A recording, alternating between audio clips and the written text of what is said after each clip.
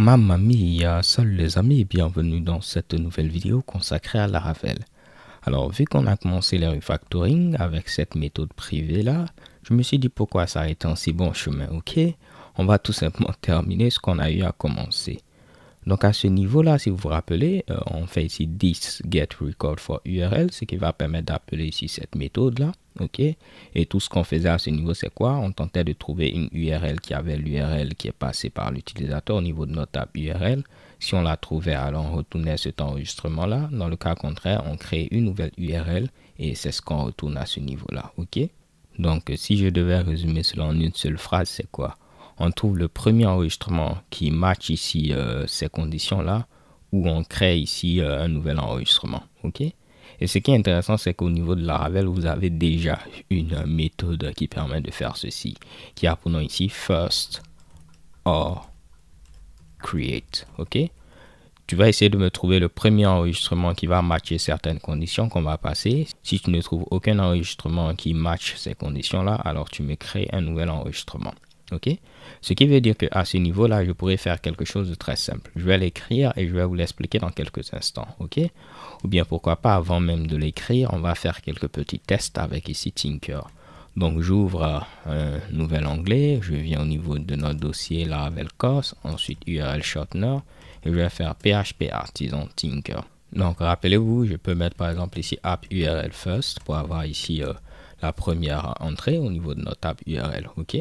Maintenant, si on utilise first or create, je peux mettre ici first or create, c'est-à-dire au niveau de notre table URL, tu vas trouver ici une entrée. La première entrée qui a comme ici URL http google.com. Si tu la trouves, tu me la retournes. Dans le cas contraire, tu me crées une nouvelle entrée avec ici comme champ, avec ici comme valeur pour le champ URL http google.com. Donc vu que ce Mitsubishi existe déjà, vous allez voir, il va nous retourner ici cette entrée-là qui a comme identifiant 1. Ok. Maintenant, mettons quelque chose qui n'existe pas, par exemple ceci.com. Bon, dans ce cas-là, je crois qu'on va avoir une erreur. Je vais valider d'abord. Oui, on a une erreur, ok. Bon, ce qui se passe, c'est quoi? Il tente de trouver à ce niveau-là une entrée qui a comme URL ceci. Il ne trouve pas d'entrée, ok. Donc maintenant, ce qu'il essaie de faire, c'est de créer ici une nouvelle entrée au niveau de notre table qui a comme URL ceci. Mais vous voyez qu'on n'a pas donné ici le shorten, ok. Alors que ici, il faut donner l'URL et le shorten. Donc c'est pourquoi à ce niveau-là, il nous dit que le shorten n'a pas de valeur par défaut. Donc il nous faut donner ici une valeur. Ok. Mais le problème, c'est quoi? C'est que je serai obligé alors de passer ici le shorten comme ceci et donner ici comme valeur, ok, ce Mitsubishi là. Vous allez voir par exemple ça va passer si je valide avec la touche entrée. Mais si je mets maintenant ceci, il va tenter de trouver une entrée au niveau de notre table URL qui a comme URL ceci et qui a comme shorten ceci, ok. Alors que nous, on veut simplement se baser sur l'URL et si on ne trouve pas, c'est là qu'on crée et puis il faudra passer également le shorten, ok. Donc dans ce cas-là, ce que vous pouvez faire, c'est quoi? Vous mettez ici vos conditions dans un premier tableau qui va représenter le premier argument. Et puis les valeurs qu'il faudra rajouter si on souhaite ici créer, vous pouvez les passer maintenant en deuxième argument ici à votre fonction first or create. Donc dans notre cas, on peut passer maintenant ici le shorten comme ceci. Et on va dire qu'on va mettre par exemple ceci qui a 5 caractères. Ok. Donc tu essaies de me trouver une URL qui a comme URL ceci. Si tu trouves, tu me retournes alors le résultat, mais si tu ne trouves pas, tu me crées une nouvelle URL qui aura comme URL ceci et qui aura ici comme shorten ceci. Mais les conditions, ce sera seulement cette condition-là, pas ici plusieurs conditions. Ok. Et si je valide maintenant, vous voyez, cela se passe sans problème et puis on a notre URL, on a notre shorten. Mais si j'avais mis par exemple à ce niveau-là google.com, vu qu'il va chercher une URL qui a comme URL google.com, il va la trouver, donc il va retourner ceci. Donc ceci ne sera tout simplement pas utilisé, ok. On valide avec entrée et vous voyez qu'on retourne ce résultat là. Donc maintenant que cela est clair, je peux sortir en faisant ici excite. Donc c'est-à-dire tout ce Mitsubishi là, on peut le résumer en faisant quoi? On va faire un petit return de URL first or create comme ceci. Donc en premier paramètre, je vais dire URL et ce sera ici $URL puisque c'est $URL qui est passé à ce niveau-là. Et également, ce qu'il faudra rajouter ici, c'est shorten.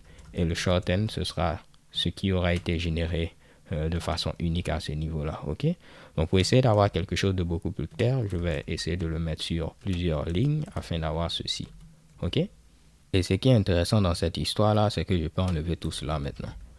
Donc, tu me trouves un enregistrement au niveau de notre table URL matchant cette condition-là où l'URL est égale à l'URL que l'utilisateur a passé. Si tu trouves, tu me retournes ça. Si tu ne trouves pas, tu me crées une nouvelle URL qui a comme URL ceci et qui a comme shorten ici une chaîne de caractères qui aura été générée de façon aléatoire. OK?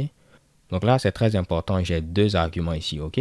Parce que ma condition, c'est ceci. Je ne veux pas que la condition soit URL et shorten. C'est pourquoi j'ai mis ici ma condition et les valeurs. Si vous cliquez par exemple ici pour voir un peu comment est définie cette fonction, on donne les attributs et on donne les valeurs. S'il trouve une instance qui match ici les conditions, vous voyez, alors il retourne l'instance. Dans le cas contraire, s'il ne trouve pas, alors il crée une nouvelle instance et vous voyez maintenant, il va fusionner les deux tableaux. Donc, lorsque vous mettez plus avec deux tableaux, il va fusionner simplement ces tableaux-là. Je vais vous le prouver. Si on fait PHP Artisan Tinker, rappelez-vous, j'ai un raccourci au niveau de ma machine. Si j'ai un premier tableau, par exemple ici, Toto, OK, qui a comme valeur ici 4. Et je fais plus un autre tableau ici, Mama, qui a comme valeur ici 5. Et on va mettre ici Totodon, qui a comme valeur ici 3. Vous allez voir, il va fusionner ces deux Mitsubishi là. Et maintenant, on a Toto 4, Mama 4 et puis AAA 3. Donc, il fusionne ceci. C'est ce qui fait que après, normalement, lorsqu'il va fusionner ces deux Mitsubishi là, en réalité, lorsqu'il va créer maintenant ici l'URL, on aura ici comme URL ce Mitsubishi là. Donc, je vais essayer de copier rapidement, coller. Et également, vu que ça a été fusionné, on aura comme shorten ce qui aura été généré de façon unique. Et vous voyez que ça correspond bel et bien à ce qu'on passait dans notre cas. OK? L'avantage, on a utilisé une fonction qui est présente au niveau de Laravel, ce qui nous permet d'avoir un code beaucoup plus court. D'autres personnes auraient préféré maintenant copier simplement ceci et le mettre à ce niveau-là directement. OK? Vu que notre fonction ne fait qu'une seule chose. Mais dans mon cas, moi, je préfère avoir ici cette méthode helper là, parce que dans mon esprit, c'est beaucoup plus simple. Donc les gars, lorsque vous codez, essayez de faire ce qui vous semble le plus logique possible. Pour moi, c'est plus intéressant de l'avoir dans une méthode à part. Si vous voyez que pour vous, vous préférez mettre cela directement, c'est votre code, donc vous faites ce que vous voulez. OK? Donc là, pas de problème, on va essayer de tester rapidement, histoire de voir que je n'ai pas mélangé quelque chose. J'actualise la page. Est-ce que j'ai démarré le serveur? Oui, à ce niveau-là. Donc on va actualiser la page. On va mettre ici, pourquoi pas, google.com. Donc, il va nous retenir Quet. Et vous voyez ici Quet. Maintenant, si on essaie de shortener quelque chose de nouveau, on va mettre par exemple ici, qu'est-ce que je vais mettre? Je ne sais plus, les gars, ce que je vais mettre comme URL. Bon, on va mettre une URL qui n'existe pas comme ceci. Je valide et vous voyez qu'on a un nouveau shorten et il va nous rediriger vers ce Mitsubishi qui n'existe pas. Donc, on a une page server not found. Alors les gars, j'espère que vous l'avez apprécié. L'idée c'était de vous parler ici de first or create. Sachez que vous avez également ici first or new. OK? À la différence de first or create, first or new, il vous retourne ici une instance mais qui n'a pas encore été persistée. Donc cela n'a pas encore été enregistré au niveau ici de votre base de données. Donc c'est comme si on faisait par exemple ici new app URL et on donnait ici les informations. Je vous avais dit que ce qui était retourné, vous serez obligé ici de faire après URL save, OK, pour persister ici les informations. C'est pareil, lorsque vous faites ici first or new, il vous retourne ici une instance, mais il faudra faire save après. Alors que lorsque vous faites ici first or create, à la différence de first or new, automatiquement, il va créer l'instance et persister au niveau de la base de données. Donc, c'est comme si on avait fait ici app URL comme ceci et on avait utilisé create, OK? Donc, c'est tout pour cette vidéo. Je vous donne rendez-vous à la vidéo suivante où nous allons continuer notre exploration de Laravel. Mais voyez-vous les gars, c'est ce qui me plaît au niveau de Laravel. Pour avoir un code qui est propre, on n'a pas besoin d'être un expert. Il faut juste connaître les bonnes fonctions, les bonnes méthodes et ainsi de suite. Parce que le framework lui-même tel qu'il a été conçu, il vous oblige à suivre les bonnes pratiques. Regardez maintenant, on a une seule ligne ici, 3 lignes à ce niveau-là, 2 lignes ici et une seule ligne ici, ok? Alors qu'avant c'était le bordel, mais vous avez vu, rien qu'en suivant ici les petites conventions qui sont présentes au niveau ici du framework, automatiquement on a un code portable, on ne s'est pas fatigué à regarder les design patterns et ainsi de suite, ok? Donc on n'a pas besoin d'être un expert pour avoir un code qui est propre.